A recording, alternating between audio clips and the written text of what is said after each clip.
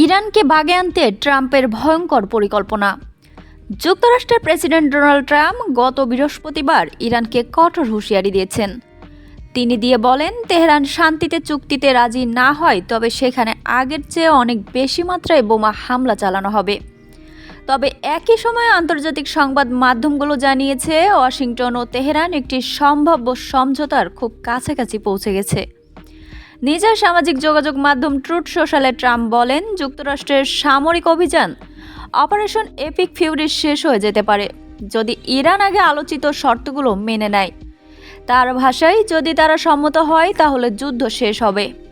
Trump আরও বলেন, চুক্তি হলে যুক্তরাষ্ট্রের নৌ অবরোধ প্রত্যাহার করা হবে, সেই সঙ্গে গুরুত্বপূর্ণ তেল পরিবহন পথ হরমুজ প্রণালী সবার জন্য উন্মুক্ত থাকবে, যার মধ্যে ইরানও অন্তর্ভুক্ত। কিন্তু ট্রাম্প একই পোস্ট কঠোর সতর্কবার্তাও দেন। তিনি লেখেন, যদি তারা সম্মত না হন তাহলে আবারও বোমা হামলা শুরু হবে এবং সেটি আগের চেয়ে অনেক তীব্র ও বিধ্বংসী হবে। মার্কিন সংবাদ মাধ্যম অ্যাক্সিওস জানিয়েছে, যুক্তরাষ্ট্র ও ইরান একটি এক পাতার 14 দফা সমঝোতা স্মারকের খসড়া নিয়ে আলোচনা করছে।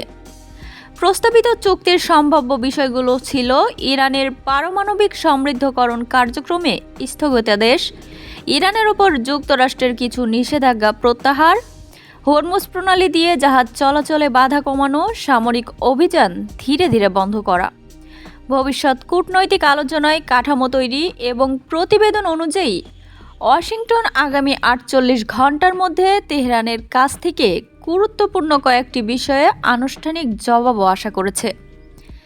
সেই আশাই যেন পানি ঢেলে দিল ট্রাম্প। তিনি এই শান্তির চুক্তি বরখাস্ত করেছেন। এদিকে সম্ভাব্য শান্তি চুক্তির খবরে আন্তর্জাতিক শেয়ার বাজারের সূচকও বেড়েছে। অপরদিকে তেলের দাম উল্লেখযোগ্যভাবে কমেছে। যুদ্ধ শেষ হলে মধ্যপ্রাচ্য থেকে জ্বালানি সরবরাহ স্বাভাবিক হবে এ আশাতেই বাজারে ইতিবাচক প্রবণতাও দেখা গেছে। যদিও শান্তি আলোচনার অগ্রগতির খবর এসেছে, তবু ট্রাম্প পরে নিউ ইয়র্ক পোস্টকে বলেন, মুখোমুখি শান্তি আলোচনার নতুন ধাপ নিয়ে ভাবার জন্য এখনও খুব তাড়াতাড়ি। একই দিনে পিবিএস নিউজকে জানিয়েছে, সাক্ষাৎকারে বলেন, যুদ্ধ শেষ হওয়ার খুব ভালো সম্ভাবনা আছে। যদি শেষ না হয় তাহলে আমাদের আবারও কঠোর হামলায় ফিরতে হবে। ইরানের পররাষ্ট্র মন্ত্রণালয়ের মুখপাত্র ইসমাইল বাঘাই বলেছেন, তেহরান একটিও প্রস্তাব আলোচনা করছে, তারা মধ্যস্থতাকারীদের মাধ্যমে নিজেদের অবস্থান জানাবে। সামাজিক যোগাযোগ মাধ্যম এক্সে তিনি লেখেন, আলোচনা মানে প্রকৃত অর্থে বিরোধ মীমাংসার আন্তরিক চেষ্টা। এটি জবরদস্তি, প্রতারণা বা হুমকি হতে পারে না। অন্যদিকে ইরানের পররাষ্ট্রমন্ত্রী আব্বাস আরাকচি চীনের পররাষ্ট্রমন্ত্রী ওয়াং ইংয়ের সঙ্গেও বৈঠক করেন। বৈঠকের পর আরাকচি বলেন, চীন ইরান উভয়ের জাতীয় সার্বভৌমত্ব মর্যাদা রক্ষার অধিকারে পূর্ণ ব্যক্ত করেছেন। 7 এপ্রিল থেকে যুক্তরাষ্ট্র ইরানের মধ্যে একটি অস্থায়ী যুদ্ধবিরতি কার্যকর থাকলেও পরিস্থিতি এখনও অত্যন্ত নাজুক।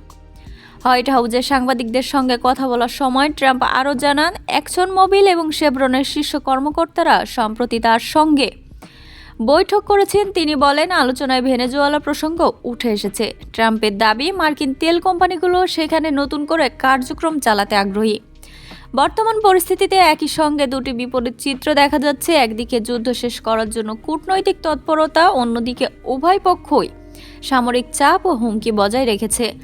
চূড়ান্ত চুক্তি এখনো হয়নি, তবে আলোচনার অগ্রগতি ইঙ্গিত দিচ্ছে যে দীর্ঘ 2 মাসের সংঘাতের অবসানের একটি বাস্তব সম্ভাবনা তৈরি হয়েছে খুব শীঘ্রই।